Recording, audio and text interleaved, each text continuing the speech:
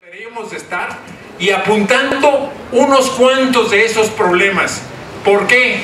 Porque es un momento en donde necesitamos unidad, necesitamos que esa mayoría que está en el país se manifieste y por lo tanto aquellos que están haciendo su trabajo, hagamos el nuestro, por favor.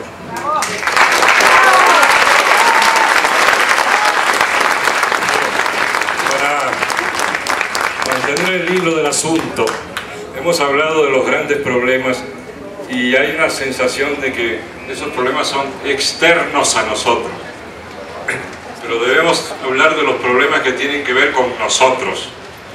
Y para mí el principal problema que tiene que ver con nosotros es la desorganización popular. Dice bien López Obrador cuando afirma que solo el pueblo puede salvar al pueblo, pero un pueblo desorganizado no puede salvarse, ni siquiera a sí mismo. De tal manera que uno de los grandes problemas que tenemos es que el capitalismo y el neoliberalismo en particular ha hecho muy bien su tarea en los últimos 30 años en México.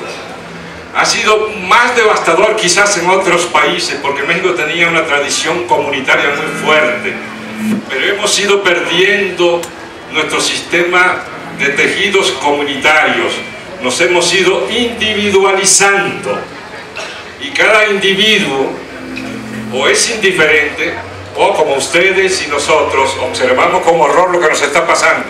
Pero la pregunta es, ¿qué estamos haciendo cada uno de nosotros para organizarnos de tal manera que no carguemos, como dice el compañero Javier, no carguemos a un solo hombre, ni siquiera a una sola organización con la tarea de transformar el país, sino que consideremos y actuemos como si, en efecto, la nación tiene que salvarse a sí misma.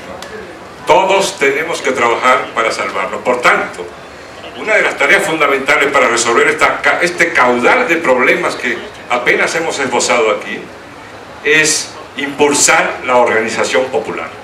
Y a mi juicio, el único que está trabajando en esa dirección es Andrés Manuel López Obrador. Por eso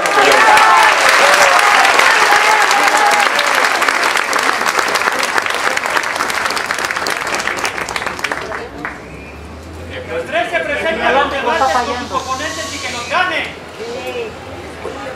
El diagnóstico está claro, queremos transformar el país de fondo, nuestros adversarios son muy poderosos y por tanto coincidimos, la clave es la organización, derrotar el cerco informativo, cambiar el estado de ánimo y de conciencia de la mayoría de la gente y generar esa corriente de opinión mayoritaria en torno al cambio.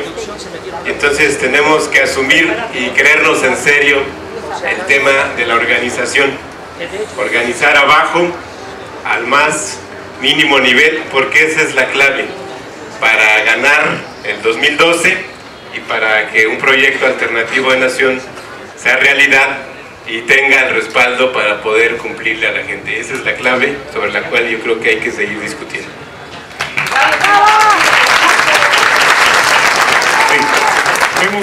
Hemos hablado de muchos problemas internos, hay un problema más, no es por atosigarlos, que es un problema que tiene que ver con la ubicación de México en el panorama del mundo. Es la terrible, la inédita dependencia de México respecto de Estados Unidos. La dependencia con respecto al vecino del norte no es una novedad, pero creo nunca había tenido la magnitud que hoy tiene. No solo el 85% quizás del intercambio comercial es con Estados Unidos, ni siquiera con Canadá. No solo las 2/3 partes de la inversión extranjera directa vienen de allá. No solo estamos exportando población a un ritmo inusitado desde hace muchos años ya.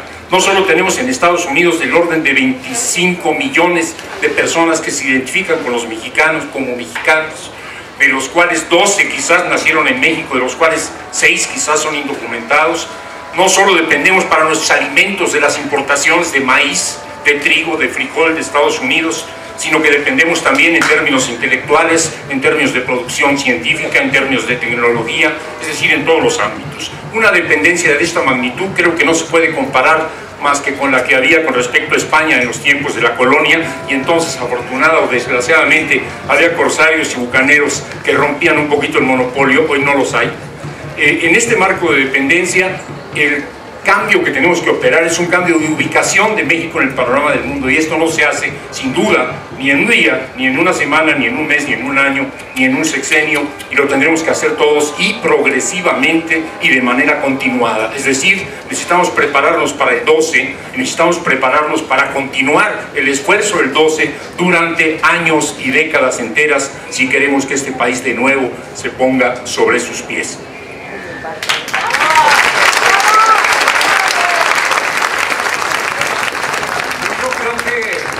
Coincidimos en mucho de lo que se señala. Es claro que la derecha se está preparando para mantener el poder, porque son los mismos, el mismo grupo de poder que está utilizando el cascarón del PAN o el cascarón del PRI y quiere mantenerse en el poder. Entonces nos vamos a enfrentar contra una derecha que está preparándose para mantener el poder. Y ante eso, efectivamente, la organización, el trabajo de organización territorial es fundamental, pero no solamente.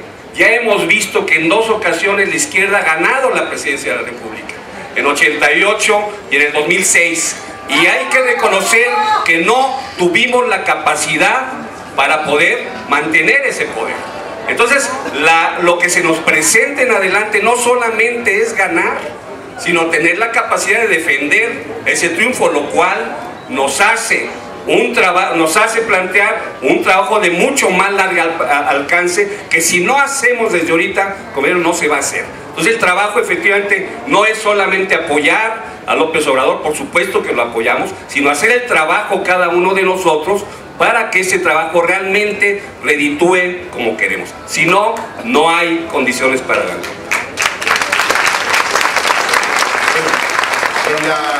Cuando se habla de la lucha política, de las fuerzas políticas, se ha desgastado tanto el sistema, está esta decadencia a la que hacía referencia el compañero Manuel Oropesa, que a veces la gente dice es que todos son iguales, es que todo es lo mismo y solo la diferencia es de color. Entonces es muy importante enfatizar la diferencia, o sea, qué queremos que cambie. Y lo que ha distinguido a los gobiernos del PRI primero, ahora del PAN, es que son gobiernos de los grandes intereses económicos. Un elemento que me parece un ejemplo formidable es esto que pasó ahora con el tema de los alimentos chatarra. Toda la campaña contra los alimentos chatarra, somos el primer lugar en obesidad infantil, la diabetes es la principal enfermedad, etc. Bueno, pero a la hora de tomar decisiones, la SEP federal no pudo sacar los alimentos chatarra de las escuelas. Hay un plan tan gradual que parece que están sacando los misiles nucleares de Europa del Este poco a poco, con cuidado, para ver si en el 2050 sale el último gansito de la última primaria del Distrito Federal del país. Entonces, por esa razón, ahí está la diferencia. No pueden porque están demasiado atados a los intereses. Gordillo. Porque no gobiernan ellos, digamos, como funcionarios, como personas, o sea, gobiernan los poderes económicos, Bimbo, Kellogg's, etc. Entonces, la diferencia es que lo que predomine sea los intereses del pueblo, la cuestión popular. Esa es nuestra gran raíz, nuestra esencia, nuestra naturaleza, es lo que tenemos que defender. Entonces no es simplemente un partido contra otro, sino que se genere una alternativa popular con mucha fuerza, que se presente como una alternativa no solo frente al partido que está, sino frente a todo el sistema que ha predominado, y es la cuestión popular. Esa es nuestra gran diferencia. Yo quiero retomar lo que dijo Paco, el tema de la impunidad. En este momento, el inquilino de Los Pinos es como un emperador débil. Un emperador débil, ¿de qué se cubre? Del ejército. Y la institución más impune en este país, además de la Iglesia Católica, es el Ejército. Tiene el número 1, las Fuerzas Armadas, vamos, tiene el número 1 de denuncias por violaciones a los derechos humanos.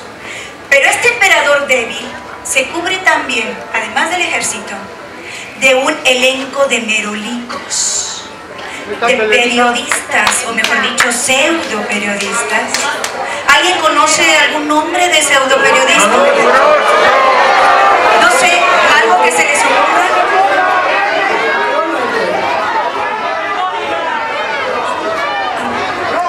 Eso es, creo que son muchos.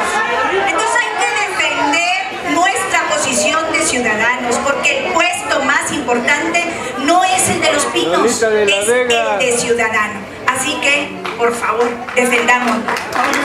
Bueno, sí. Bien, vamos a dar por terminado el primer round. Este coloquio todavía dura 2 días y esperamos ir profundizando, tomando más puntos de reflexión, entrando en los detalles. Mañana a las 5 continúa esta charla, se sumarán nuevos compañeros, estará Carmen Aristegui, Cepeda Patterson, viene Payán, y algunos se excluyen por razones laborales.